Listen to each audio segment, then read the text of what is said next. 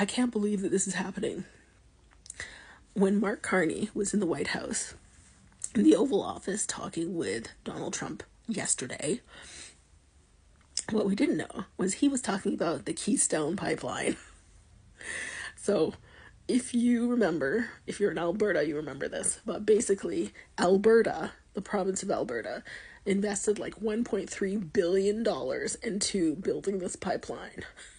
And it's an extension of the Keystone pipeline. The Keystone pipeline already exists, right? And this was supposed to be a extension that went from, I think it's called Hardisty, Alberta, to like Nebraska or something like that. And it was supposed to create all these jobs before the pipeline was built, and then a bunch of jobs like when it was coming online and everything. And it was like revolutionary. Everybody was so happy. They'd already started to stockpile pipeline, because like they had pictures of Obama walking by a yard with like the pipeline, and then up here in like Alberta in Saskatchewan, they had places you can drive by where it was stockpiling, where they're going to put the pipeline and everything. Anyhow, so yeah, what happened was that when Donald Trump was the president, I think in like 2017 or something, it was on. The company TC Energy, I think it's called, TransCanada or whatever, was building it. And then it had to go through a bunch of regulatory processes in Canada, and it went through, and it took like years, literally like 15 years, okay, and to get to that point. And then Obama, I think, became the president or something like that. And then he like axed it. He like put it on hold or something. And that, because like a bunch of environmentalists protested against it in the US and like Montana and places like that. They didn't want it traveling through the US. And some people protested it traveling through parts of like Canada or whatever. Anyhow. And then Joe Biden became the president, and he canceled it as well.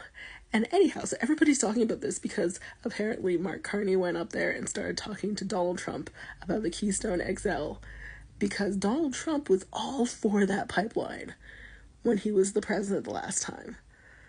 So can you imagine? This might be a stretch and everything, right? I don't think they're going to actually build this pipeline, but it could be a sign of the future for places like Alberta, which like builds pipelines, does like energy deals and stuff. So it's pretty exciting.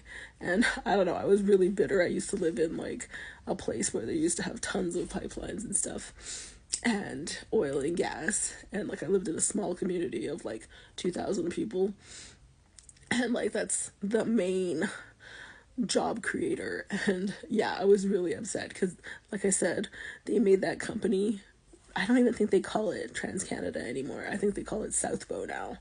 But they made that company go through like years of environmental assessments and like testing, and then going, I think it's the National Energy Board that they have to go to, and then answer all of these like questions from environmental groups, and then there's protests, and you know, all this stuff that they had to do, and all these hoops that they had to do, only for like one guy to be like, nope, we're not allowing this through the United States.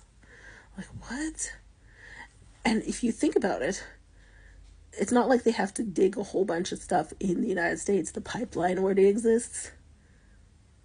That's why they call it the XL pipeline, because Keystone pipeline already exists. It just meets up with Keystone pipeline. So anyhow, I just thought it was shocking that they're actually talking about this pipeline again after all these years.